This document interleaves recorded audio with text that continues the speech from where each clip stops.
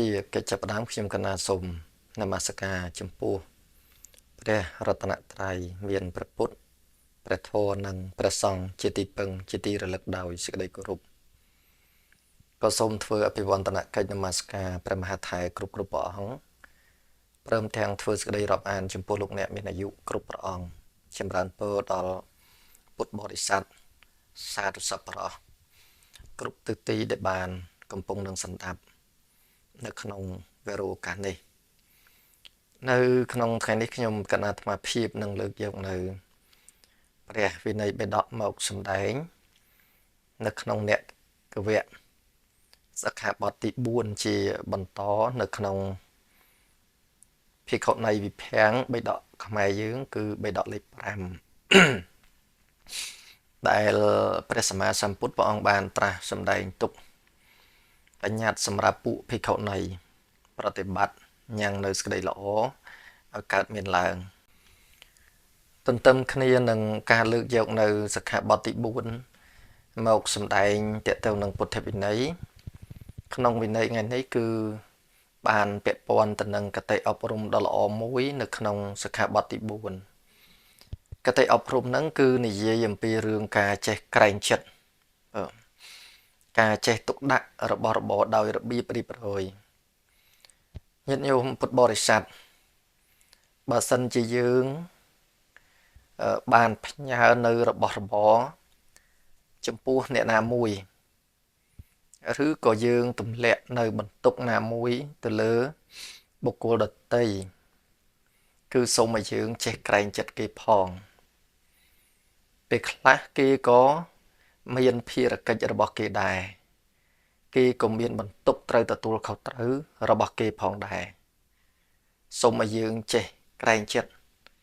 ពេលដែលយើងមានរបស់របរផ្ញើនឹងនរណាម្នាក់ពេលដែលយើងមានបន្ទុកទម្លាក់ទៅឲ្យនរណាម្នាក់សូមយើងគិតនៅក្នុងចិត្តយើងបើជាយើងក៏យើងមានទទួលបន្ទុកខ្លួនឯងយើងមានទំនួលខុសត្រូវលើខ្លួនឯងពេលដែលគេយកបន្ទុកមកឲ្យយើងតែយើងមានសភាពមានអារម្មណ៍បែបណាយើងច្បាស់តែមានសភាពធុញទ្រាន់មួមងក្នុងចិត្តយ៉ាងនោះហើយយើងត្រូវចេះក្រែងចិត្តចំពោះបុគ្គលដទៃដែលយើងទម្លាក់បន្ទុកទៅឲ្យនរណាម្នាក់ដែលយើងយកបញ្ញើទៅផ្ញើនឹងនរណាម្នាក់ប្រកាសមួយទៀតសោតបើទោះបីជាខ្ចីរបស់របរសម្ភារៈថវិកាអីជាមួយនឹងបុគ្គលណាក៏យើងត្រូវចេះក្រែងចិត្តគេដែរគេមានតម្រូវការរបស់គេអាណិតយើងគេចង់ជួយសង្គ្រោះយើងទើបគេបានផ្ដល់ឲ្យនៅវត្ថុទាំងនោះចំពោះយើងយ៉ាងនេះហើយយើងត្រូវចេះក្រែងចិត្តជាមួយនឹងបុគ្គលទាំងអស់នោះណាដោយរូតរះម្នីដកនៅបន្ទុកឬក៏ដកនៅសម្ភារៈដែលបានយកទៅទុកដាក់ផ្ញើឬក៏សងរបស់ត្រឡប់ទៅគេវិញនេះសូមចម្រើនពរញាតិញោមនៅក្នុងនៃសេចក្តីនេះខ្ញុំកណាអាត្មាភាពសូមលើកយករឿងមួយដែលព្រះសម្មាសម្ពុទ្ធព្រះអង្គបញ្ញត្តិនៅពុទ្ធវិន័យហ្នឹងដើម្បីឲ្យភិក្ខុហ្នឹងភិក្ខុនីហ្នឹងចេះក្រែងចិត្តគេចេះទុកដាក់សម្ភារៈមានរបៀបរៀបរយល្អនៅក្នុងសម័យមួយព្រះសម្មាសម្ពុទ្ធដ៏មានជោគព្រះអង្គទ្រង់គង់នៅវត្តព្រះជេតពននៅក្បែរទីក្រុងសាវត្ថីដូចសិក្ខាបទមុនញាតិញោមសម័យកាលនោះគឺពួកភិក្ខុនីហ្នឹងបានផ្ញើនៅសង្ឃាដីទុកដាក់នៅក្នុងពួកភិក្ខុនីផ្សេងទៀតណាមានន័យថាភិក្ខុនីមួយក្រុមលោកយកចីវរទៅទុកដាក់នឹងដៃពួកភិក្ខុនីមួយក្រុមទៀតហើយលោកហ្នឹងក៏មានដំណើរជិះចេញទៅកាន់ជនបទផ្សេងដោយនាំយកនៅចីវរតែពីរមុខទៅតែប៉ុណ្ណោះគឺទី1ចីវរហើយទី2នឹងស្បង់តែប៉ុណ្្នឹងឯងចីវរទាំងឡាយដែលបានផ្ញើទុកទៅនឹងពួកនាងភិក្ខុនីហ្នឹងវាមានសភាពយូរពេកចីវរហ្នឹងក៏ចាប់ផ្ដើមដុះផ្សិតហើយសៅហ្មងញាតិញោមមុខតែមានកើតការសង្ស័យទៅខោអាវអីក៏គាត់ទៅទុកកើតផ្សិត ព្រោះចីវរពីដើមញាតិញោមអាចជាចីវរមានសាច់ល្អឬក៏មិនមានសាច់ល្អប៉ុន្តែចីវរទាំងអស់នឹងភាគច្រើនព្រះសង្ឃត្រូវកាត់ដេរដានផ្គុំគក់ចលុកពណ៌ដោយខ្លួនឯងពណ៌ដែលបានចលុកទាំងអស់ហ្នឹងវាអាចញ៉ាំងទៅជាមន្ទិលគឺផ្សិតនឹងឲ្យដុះឡើងបានចឹងហើយចីវរដែលភិក្ខុនីមកពួកយកទៅផ្ញើគេហ្នឹងយូរក៏វាចាប់ផ្ដើមដុះផ្សិតទៅញាតិញោមពួកភិក្ខុនីដែលទទួលបញ្ញាហ្នឹងពោលឡើងថាពួកភិក្ខុនីទាំងអំបាលបានដែលយកចីវរមកផ្ញើនឹងពួកយើងនោះគឺមិនចេះក្រែងចិត្តពួកយើងថល់តែសោះពួកយើងគ្រប់ព្រះអង្គគឺមានទទួលបន្ទុកបោកគក់ចលុពណ៌នៅចីវររបស់យើងដែរភិក្ខុនីដែលបានផ្ញើចីវរនោះដោយទុកចីវរនឹងពួកយើងអស់កាលដ៏យូរចីវរទាំងអស់នោះក៏កើតទៅជាផ្សិតពេលដែលភិក្ខុនីទាំងអស់នោះពោលយ៉ាងដូចនេះក៏នាំគ្នាយកនៅសង្ឃដីដែលដុះផ្សិតទាំងអស់ហ្នឹងទៅសម្ដិលហាលភិក្ខុនីទាំងឡាយបាននិយាយពាក្យនេះទៅនឹងភិក្ខុនីដទៃផ្សេងទៀតថាណែលោកម្ចាស់ទាំងឡាយភិក្ខុនីទាំងឡាយដែលបានដើរមក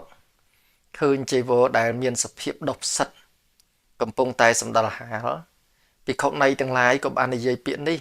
ទៅនឹងភិក្ខុនីដែលទទួលបន្ទុកនៅចីវរថាណែលោកម្ចាស់ទាំងឡាយចីវរទាំងឡាយរបស់អ្នកណាក៏ដុះផ្សិតសៅហ្មងអស់ទើបភិក្ខុនីទាំងអស់នោះប្រាប់ទៅថាចីវរនេះជារបស់ពួកភិក្ខុនីដទៃទៀតដែលយកចីវរនោះមកផ្ញើនឹងយើងខ្ញុំភិក្ខុនីទាំងឡាយណាដែលលោកមានសេចក្តីប្រាថ្នាតិចភិក្ខុនីណាដែលលោកសិក្សា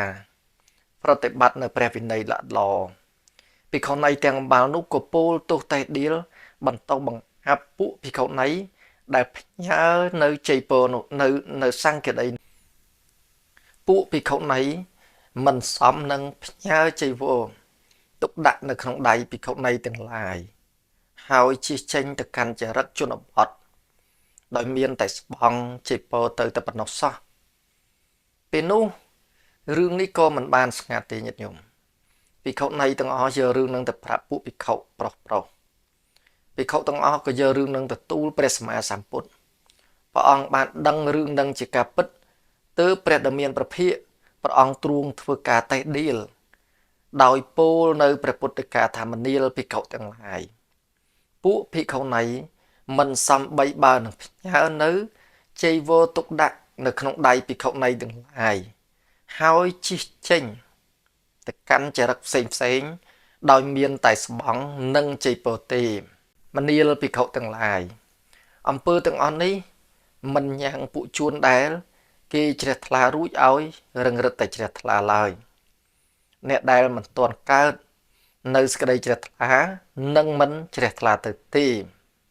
ទើបព្រះសម្មាសម្ពុទ្ធព្រះអង្គទ្រង់បញ្ញត្តិនៅសិក្ខាបទថាមនាលភិក្ខុទាំងឡាយភិក្ខុនីទាំងឡាយចូលសម្ដែងឡើងនៅសិក្ខាបទនោះយ៉ាងនេះថាភិក្ខុនីណាមួយញ៉ាំងវិរៈនៃ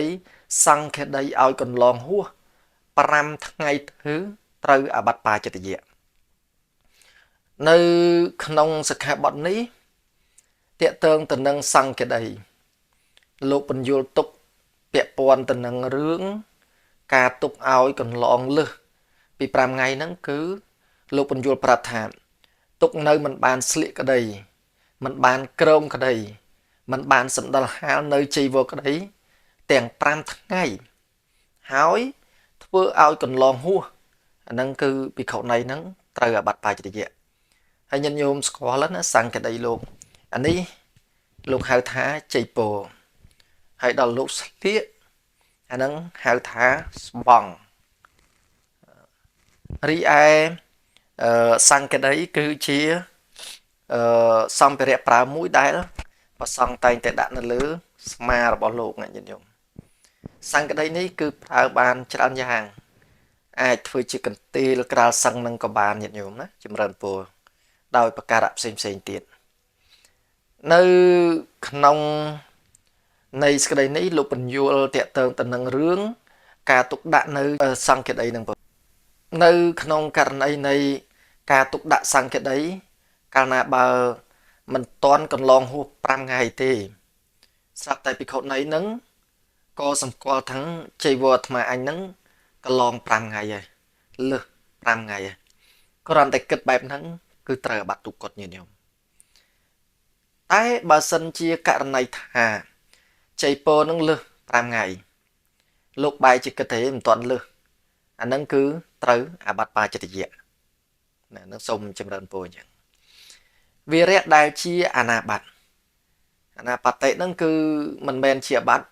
ព្រះសម្មាសម្ពុទ្ធព្រះអង្គត្រាស់សម្ដែងមាន5យ៉ាងណាទី1គឺភិក្ខុនីនឹងស្លៀកក្តីក្រោមក្តីសម្ដិលហាលក្តីនៅចីវរនឹងណាក្នុងថ្ងៃទី5មានន័យថា4ថ្ងៃហ្នឹងអត់បានធ្វើទេ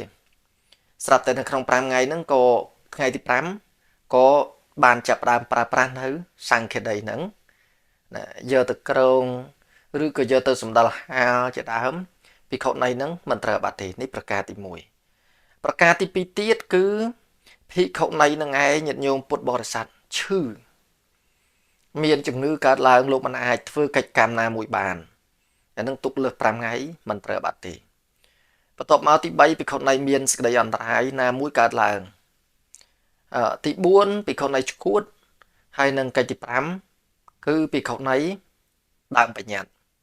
ណាគឺភិក្ខុនីដែលផ្ញើចីវរនឹងគេដែលខ្ញុំកណាអាត្មាភាពបានលើកពីខាងដើមមកមិញនោះឯងនៅក្នុងសិក្ខាបទនេះបានជាកតេអប់រំណាទាំងញាតិញោមទាំងព្រះភិក្ខុពុទ្ធបំណងព្រះសម្មាសម្ពុទ្ធគឺព្រះអង្គមិនចង់ឲ្យបុគ្គលណាមួយយកបន្ទុកណាទៅទម្លាក់ឲ្យបុគ្គលដទៃវាលើសលប់នៃការទទួលយកបានពីសំណាក់បុគ្គលដទៃប្រការទី2ព្រះសម្មាសម្ពុទ្ធនឹងឲ្យចេះក្រែងចិត្តគេណាឲ្យចេះក្រែងចិត្តគេហើយប្រការទី3ទៀតគឺឲ្យចេះមានទំនួលខុសត្រូវលើខ្លួនឯងណាឲ្យមានរបៀបរៀបរយឲ្យមានកិច្ចប្រើប្រាស់សមគួរ